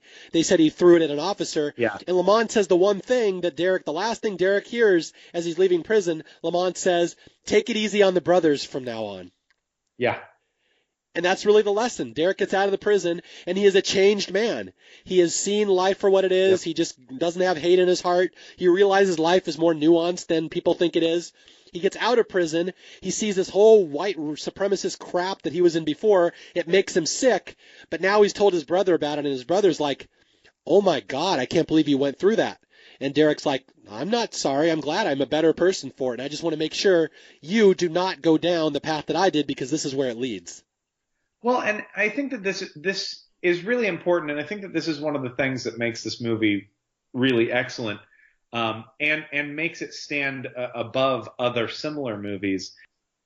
Is that fact that he's transformed by Lamont, by having. This guy has absolutely no reason whatsoever to be kind to this guy. Point out somebody to me that hates me for no reason because of characteristics that I can't change about myself, and despises me and thinks that I'm inferior to him. I have no reason to be nice to that guy. I have no reason to go out of my way to help that guy. And this guy does. This guy is so good. This guy is so kind and so loving that he does his best to break through this guy's veneer, makes him laugh, is goofing off with this guy when he has no reason to, and then goes way beyond that to protect this guy, to make sure that no harm comes to him. And he has no reason to do that. It reminds me, or rather, the scene in Three Billboards reminds me of this, the scene with the orange juice. Have you seen Three Billboards? I have, but I don't specifically remember that scene. Well, Sam Rockwell throws, I forget the actor's name, throws him out of a window early on in the movie, and then after being burned severely, third-degree burns all over his body, gets put in the hospital and is in an extremely vulnerable position. And asks for orange juice, I want to say, but he can't move. Essentially, he's in a hospital bed and he can't move.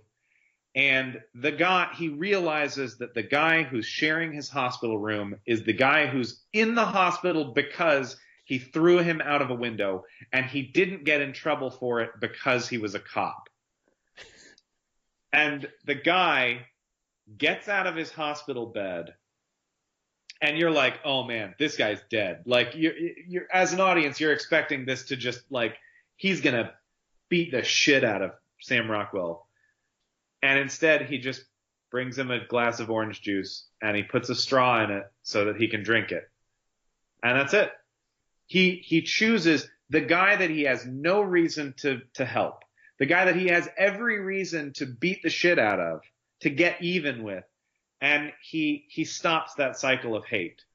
And that's the moment that is, I think, the moment that leads to Sam Rockwell's transformation in Three Billboards. So maybe Three Billboards is drawing from American History X.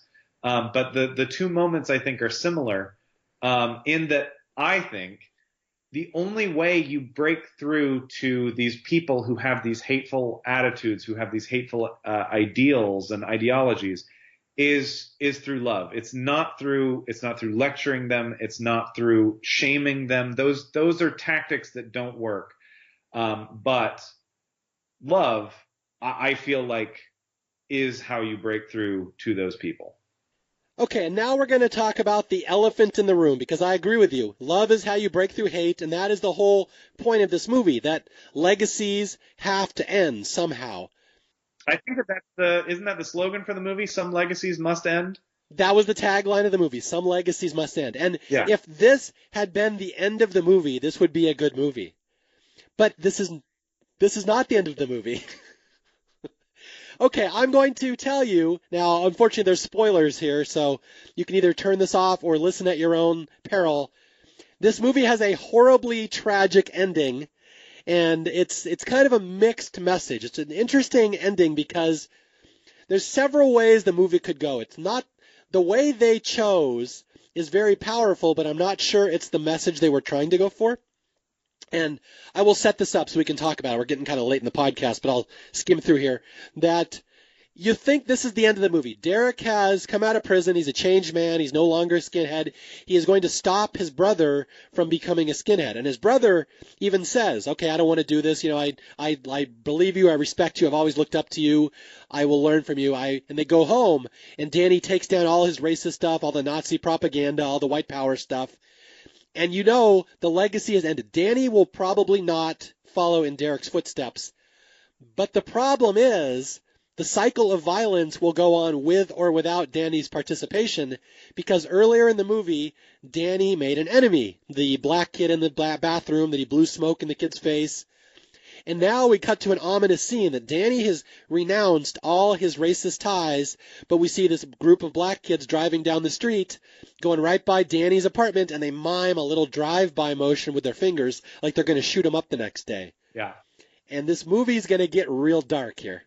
So after that, Edward Furlong, the younger brother, finishes his paper, and we see another flashback to that kind of places the source of the racism, the legacy, at least as far back as Edward Furlong is familiar, to some subtle comments made by their dad that clearly plant the seed. Edward Norton, they're sitting around the dinner table, and Edward Norton is very excited about this new teacher. And this is like eight years ago in the past. This is way back in the past.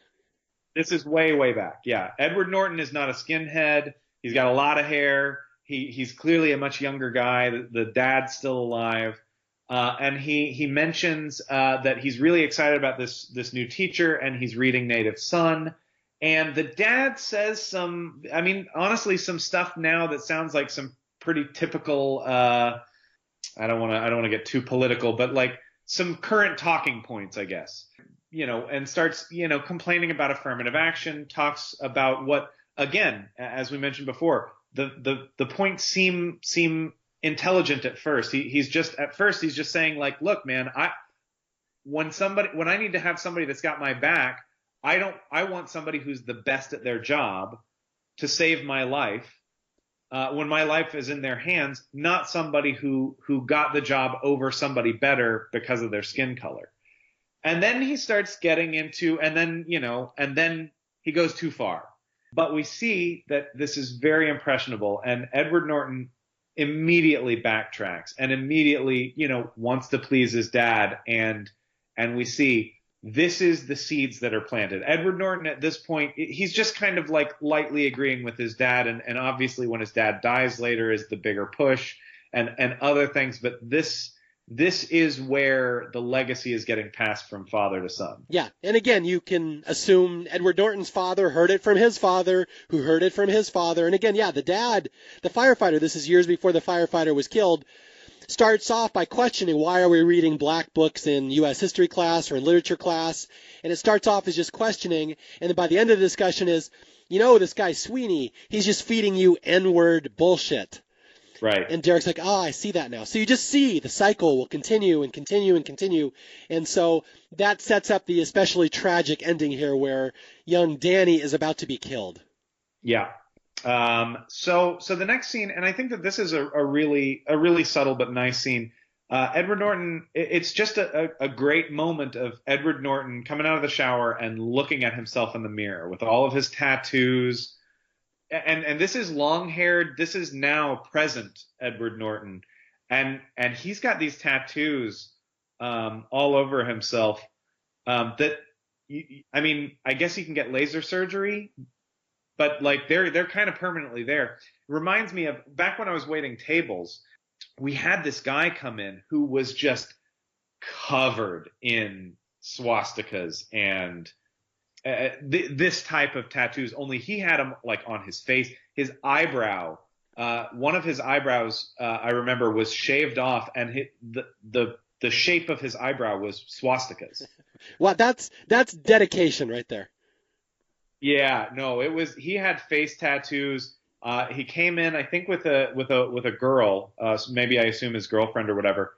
And I remember it was very memorable because he sat at a black server's table. The person who had his table was like, the managers were like, do you want to take him? Do you want to have somebody else take him? And he was like, no, I'll go, it's fine. And he waited on the guy, and we were all like, we were dying to know like what happened. Apparently the guy was extremely polite, extremely nice. He didn't say a lot, but when he did, he was very polite. He didn't complain about anything, and he tipped extremely well.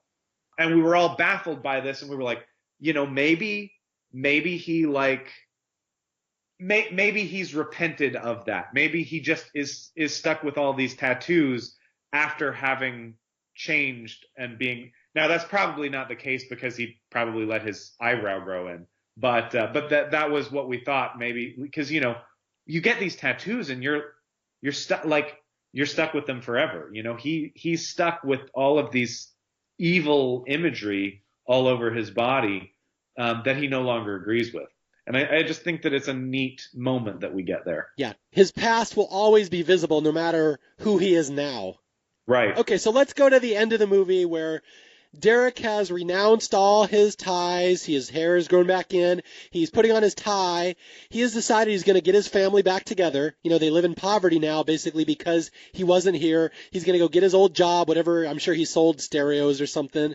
He's going to move them to a better house. He's saved his brother. And everything is good in the world of Derek Vineyard, except that morning he walks his brother to school, Danny to school, and he leaves him there. They go out for breakfast, blah, blah, blah. And then as he's leaving, he notices, he's like, I just realized I saw a car do a drive-by by our house last night. He assumed they were coming after him. He thought those were the white supremacists coming after him for breaking ties. It suddenly crosses his mind that they might be after his brother Danny, that Danny may have made some enemies. And that is indeed what happens. It's really a replay of the earlier scene in the movie, and it's just, again, a huge gut punch. I remember seeing this in the theater and going, oh my God, what a gut punch of an ending. That Danny has decided to not become a white supremacist. He's going to follow in his brother's footsteps the good way. He has renounced all his hatred, but unbeknownst to him, he made enemies earlier in the movie, this black bully, and the black kid is waiting for him in the bathroom, and as Danny is taking a piss, he turns around, face to face with the kid he blew smoke in his face earlier in the movie, and the black kid pulls out a gun and shoots him. And Danny's basically brains splatter on behind him in the bathroom. And Edward Norton knows it's going to happen. He realizes right before it happens, oh my God, my brother's in trouble, runs back to the school, and he sees his brother dead. And of course, even though the legacy of hate has ended, the legacy of violence has not, and his brother paid the price. Yeah, so I agree with you. I think that it's a great way for the movie to end. Their past sins come back. It's never too late to turn around, but it's sometimes too late to prevent the past from from coming back to haunt you. Yeah, no, I think it's a great ending. I think it's the right ending for the movie. It helps. Sorry, go ahead. I just want to bring one thing up. Do you know about the alternate ending history to this movie? That sounds vaguely familiar. Refresh my memory. I just read this the other day. Now, I remember I said at the start there was a lot of controversy over this movie that Edward Norton and the director had different views of how the movie should go. Yeah. Well, the original scripted ending was Danny dies, Edward Norton is traumatized that his brother dies, and it ends with a shot of Edward Norton in front of his mirror at home shaving his head again and becoming a skinhead again. Oh. Edward Norton refused to shoot that scene, and that's one of the reasons he and the director split ways, because Edward Norton's like, it should end with Derek's, his rebirth, his seeing the light. He has a tragedy. His brother dies. That's where the movie ends. But Edward is a fundamentally saved character. But the script wanted him to go back, and the cycle would start up all over again. Interesting. And I'm personally very happy that Edward Norton refused to shoot that ending because it would render the whole prison scene meaningless. So I'm really happy that he stuck to his guns because I love this ending. I think it's very powerful. I think it really makes the movie even more depressing the other way. Even though it might be a ballsier ending, I just do not like Derek turning Nazi again. I'm glad that didn't happen. I can understand the desire to do that and to show him backsliding like that as the result of like one stupid act of hatred is all it takes. I think that we see this now in today's political climate, that all it takes is one person being nasty to push people really far in the other direction. And it takes 100 kind interactions to reel them halfway back in, so a damaging interaction like that, I can see why the filmmaker would do it. I think that I agree with you, but I am torn because now I can see the value in doing it that way too. But I do think that the way that it ends currently gives the movie a much more haunting feeling and a much more of a compulsion to get up and do something. If we end on like, and that's what pushed Edward Norton back into that life, it does kind of negate a lot of the lessons that we learned over the course of the movie, and it feels very much like, and the book is closed. The fact that it ends with the book feeling still open is part of what gives it that feeling of like, I need to get up and do something about this, because you don't feel like it's really over. The story feels like it's still going, and if it ends with Edward Norton going back, it feels like the story ends, Yeah, and he very well could be back. We just don't see it. Yeah. It's open-ended. You don't know what happens now. All we know is that violence will catch up to you eventually, even if you yourself have taken yourself out of it. Sometimes it will catch up to you anyway. Hate begets hate. And the movie does a really good job subtly, kind of in between the lines, throughout the discussions and stuff that we see, because like the dinner table discussion with Elliot Gould, the angry speech before breaking into the supermarket, the shock on Edward Norton's face when he hears his workmate, what's his name in the prison? Lamont. When he hears Lamont saying, "No, I got this much time for stealing a TV." And he doesn't believe that. He doesn't believe that could possibly be true. That moment really clashes with his worldview. But in between a lot of these little interactions where they're talking about society at large, the filmmaker is painting a picture of cultures clashing with each other and infractions that each keep escalating. It's becoming a very Hatfields and McCoy thing, where we have to react to do something about this side, and it just keeps escalating. Most of the arguments that they have, most of the ideology that we hear, it starts with intelligent, thoughtful, not all that wrong thoughts, and then it takes a sharp turn into very pointedly racist stuff.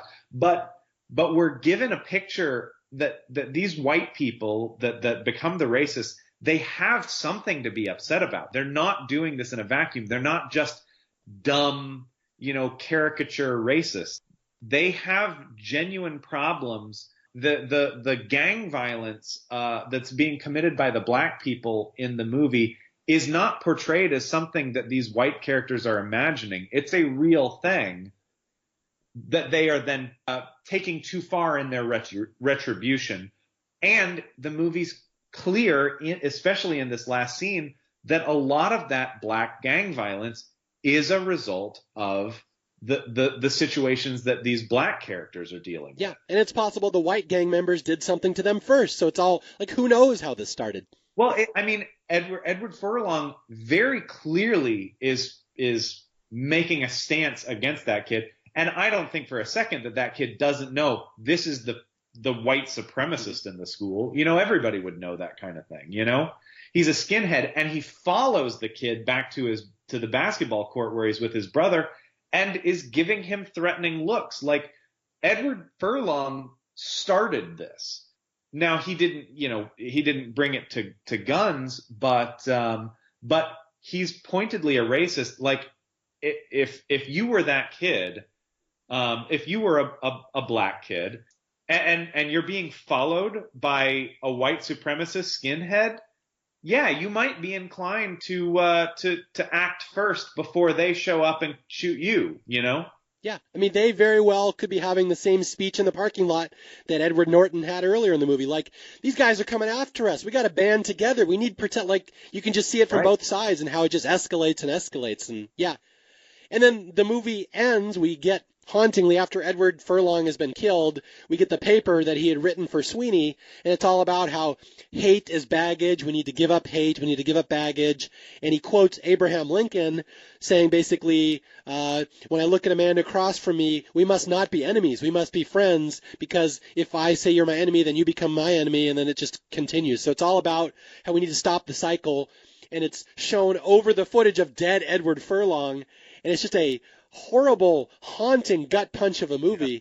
And like I said, this is when I saw this in the theater for the first time and the lights go on and I look around and it's all everyone standing up and I'm like the only white guy in this all black theater. I'm like, I had nothing to do with that movie, guys. I felt so awkward. That's a testament to the power of this movie, how strong the message is, I believe.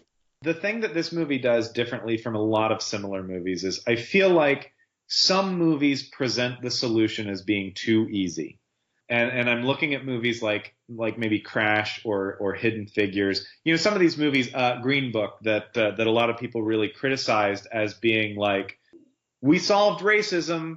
Boy, that was, like a white guy taught a black guy to eat fried chicken and now we fixed racism, and it presents it as being a little too easy. A couple of people become friends and now everything's good. And I think that there's some truth to that. Like, I don't despise those movies, but I can understand why people are like that this is Disney-ified. And then I think that there's other movies on the other side that present it as being an impossible task or a close to impossible task, that just kind of shrug their shoulders or are more interested in wagging a finger at the Edward Norton types of characters. This is the one movie, the unique movie out of the bunch, as far as I know, that shows how brutally difficult it is to extract one single person from that kind of hateful ideology, and how conversely easy it is for that to continue, for that cycle to continue, because all it takes is one person pushing you down that path to continue down that path, and how it can spiral out of control.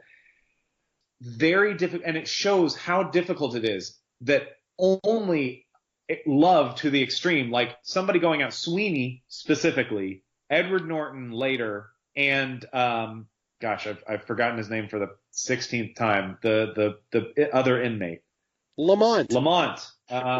These three characters go to extreme lengths, far beyond what the average person would, to try to reach somebody, and they do it by kindness and love, and not giving up, not writing off these people as being hopeless and lost, as being somebody worth saving, and never giving up on saving them. And I think that that's the only way. And yes, it's a near impossible task, sure, but I think that that's what this movie, that's one of, the things that this movie has really going for it. Yeah, without question, one of the most powerful movies I've covered on Staff Picks, and it's always interesting the tone of these episodes, because this is one of those movies you will never forget. You'll watch it, and you'll everyone will take a different message from the movie too, which I think is interesting. But just one I've never forgotten, and like I said, I can still remember seeing it in the theater. How many movies do you remember the exact feeling of seeing it in the theater, like where you were, what theater, what the mood was like? I will never forget this movie. So I just really am glad that you were able to come by and talk about it. Yeah, I just thought it was a good discussion, and I thought we delved into some interesting points that we don't normally bring up on Staff Picks. For sure. Thanks for having me. I also can remember the exact TV, where I was, I remember, and very few movies do I remember where I was when I watched it for the first time. And there's so many really iconic scenes in this movie that really stick with you. And it's a movie I haven't seen very many times, and yet it really, it's a very powerful film, and it sticks with you. To this day, I still think Edward Norton should have won Best Actor. I think this was his crowning. I don't know how he's ever going to top this, although we should not gloss over Edward Furlong, who I think does a really good job in a tough role, the young punk brother. Yeah. I think it's really well done, well acted. It got nominated for some stuff at the time. It didn't win, but it's one of those movies that I really think if you've never seen it, I think you should at least once, because you will not forget it. If you haven't seen it in a while, you should go catch up on it again. But one of the best movies so far I've done on Staff Picks. I think it's on IMDb's top 250 at in the 30s. It's very, very high. It's an excellent movie. It's absolutely one of the best movies ever made. Wow, I had no idea it was ranked number 30. Perhaps it doesn't need more love. Well, I think it's not number 30. It's in the 30s. I want to say it's 35 or 32 or something like that. Yet, to this day, it's still hilarious because the director sued to take his name off it and hates it with a passion. So, yeah, sued to take his name off one of the greatest movies ever made. Yeah. Okay, so Austin, I just want to thank you for stopping by. And again, my name is Mario Lanza. This is Staff Picks. If you need to reach me, you can reach me at staffpickspodcast@gmail.com or on Twitter @MarioJLanza. Until next time, I'll be out there searching for more movies that deserve more love, and I'll try to find somebody interesting to come on and talk about them. Talk to you guys later. Bye.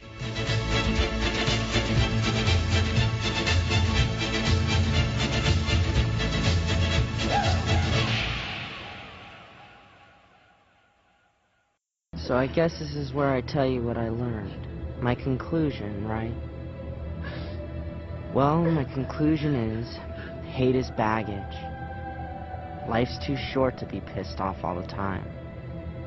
It's just not worth it. Derek says it's always good to end a paper with a quote. He says someone else has already said it best, so if you can't top it, steal from them and go out strong. So I picked a guy I thought you'd like. We are not enemies, but friends. We must not be enemies. Though passion may have strength, it must not break our bonds of affection. The mystic chords of memory will swell when again touched, as surely they will be by the better angels of our nature.